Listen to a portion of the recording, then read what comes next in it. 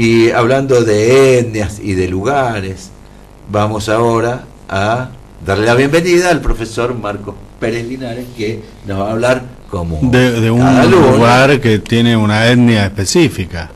Tucson. Él viene de Tunuyán. No, buen día, ¿cómo están? Tunuyán, conocido como Tucson, no Arizona, sino Valle de Uco. Así es. ¿Cómo le va? Buen día. Muy bien, buen día. ¿Qué tal? Espero que no tengamos dificultades de comunicación como vez pasada. Bueno, esperemos. Siempre esperamos lo mismo nosotros, que no ocurra. Bueno, un amigo mío, voy entrando en materia directamente. Por favor. Sí. Un amigo mío, a quien yo le presto mucha atención por su sinceridad, me dijo que las biografías le parecían aburridas. Y tiene razón. Lejos de ofenderme, en el caso de hoy, tomar dos biografiados y verán que no es ni como Jesús Martín Barbero, ni como Aldo Hayek o como Malinowski, sino que son de otras características. Claro, bueno, depende del biógrafo. Exactamente. Bueno, casualmente son de la misma zona que René de Calle 13, de ahí del Caribe. Caribeños. Voy a empezar por el primero, que se llama Francois Macandal. Había nacido en África, no se sabe en qué año, pero sí que fue en el siglo XVII, del 1700 al el siglo XVIII, del 1700 al 1800, ¿no? Uh-huh.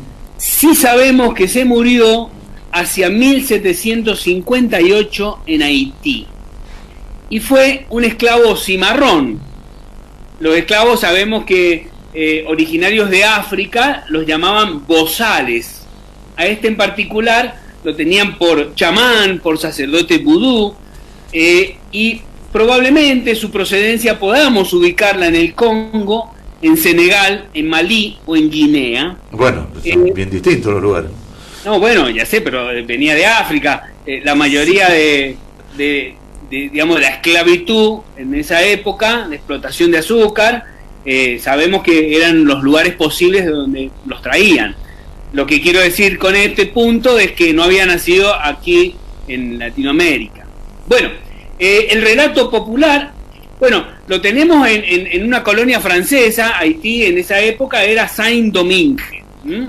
El relato popular, según escritores de habla francesa, Macandal había perdido sus dos manos en una prensa de moler caña de azúcar. Uh-huh. Versiones más melodramáticas lo hacen que él tenía una novia, una linda novia, pero sus patrones no estaban de acuerdo con la relación. Bueno, se arma una gresca y por eso Macandal huye, y esto provoca, que se convierta en un esclavo cimarrón, un cuentapropista, un emprendedor, un jefe de sí mismo, con lo difícil que sería en esa época hacer ese tipo de actividades. En los próximos 18 años, Francois Macandal va a crear una red de organizaciones secretas con los esclavos de todas las plantaciones. 6 años de planificación y organización. Fue un precursor del personaje del profesor de La Casa de Papel, una cosa así. Bueno, Macandal organizó una rebelión, una revuelta contra los amos blancos franceses. Como era sacerdote vudú, chamán, todos suponían que era inmortal, entonces le llevaban el apunte. Lo primero que le destacan sus pocas biografías, era su habilidad para preparar veneno a partir de plantas y dársela a los esclavos para que se los den a sus amos franceses. Como siempre, hay un traidor en cada pichón de héroe, así es que fue botoneado por uno de los suyos, capturado, juzgado y declarado culpable. Se lee en los alegatos del juicio. Debidamente nos hemos convencido de que él fue prestigioso entre los negros y los ha corrompido y seducido por su prestigio, y estuvo participando en actos de impiedad. Les daba venenos, y con eso ellos, los esclavos, se lo daban a sus patrones. Bueno, están corriendo el año 1758, luego de ser torturado, fue quemado vivo en la hoguera en la plaza pública, como era costumbre. La revolución haitiana ocurrió en 1791. es decir, 33 años después de que Macandal hiciera esas primeras rebeliones. Esto nos ubica el año 1791 en Puerto Rico, ahí al ladito, que nació otro personaje que se llamaba Roberto Cofresí.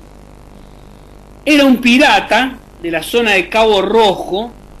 Si bien Roberto Cofresí pertenecía a una familia noble, como la colonia del Imperio Español estaba en guerra contra las incipientes independencias latinoamericanas, Roberto Cofresí se vio obligado, por dificultades económicas, a trabajar de marinero. Desde muy joven se orientó entonces en la geografía de los mares de esa zona del Caribe, hasta que luego de corroborar, pienso yo, un salario modesto merece un cambio, huyó de la vida de marinero y se hizo pirata. Dicen los historiadores que este Roberto Cofresí andaba a bordo de pequeños barcos y que dirigía varios a la vez. Eran muy veloces a pesar de tener 6 cañones para disparar. El escuadrón de las Indias Occidentales de Estados Unidos perdió varias goletas a manos de estos tripulantes dirigidos por un pirata puertorriqueño que reclutaba a estos tripulantes de manera local y practicaba como una guerra de guerrillas, daños focalizados, robos y fuga.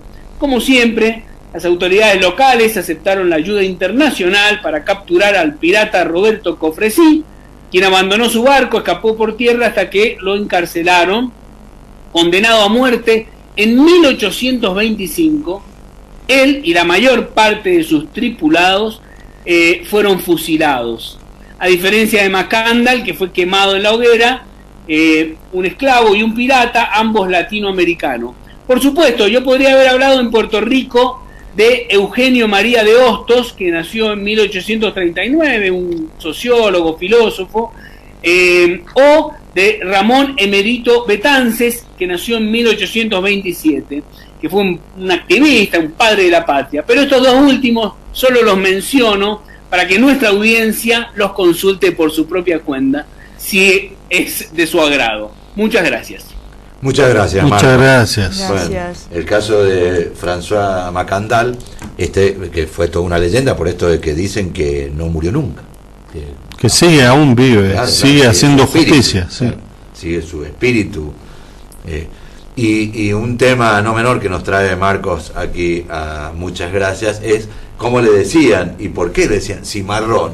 Cimarrón, nosotros conocemos, ¿a quién conocemos como cimarrón? A los perros que andan sin dueño. Claro, porque en realidad cimarrón, el significado y su origen del significado quiere decir con que es un animal, escúchame bien, animal doméstico que transfigura en salvaje.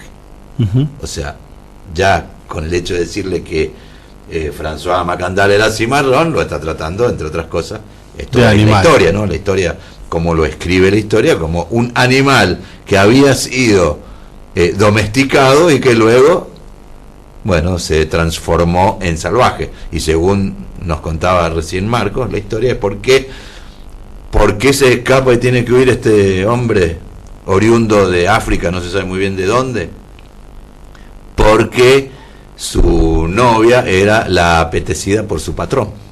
Claro. Por lo cual le disputó la novia que le gustaba al patrón. Exactamente. Bien. Bueno, un detalle interesante. Alejo Carpentier escribió El reino de este mundo, sí, una novela, una de las primeras de realismo mágico. Y bueno, Francois Macandal es uno de los personajes principales de esa novela. Bueno, la dejo ahí, leanla, es muy, muy interesante. Bueno, muchas gracias, Marcos. Bueno, hasta el próximo lunes. Hasta el lunes. Hasta el lunes. Muchas gracias.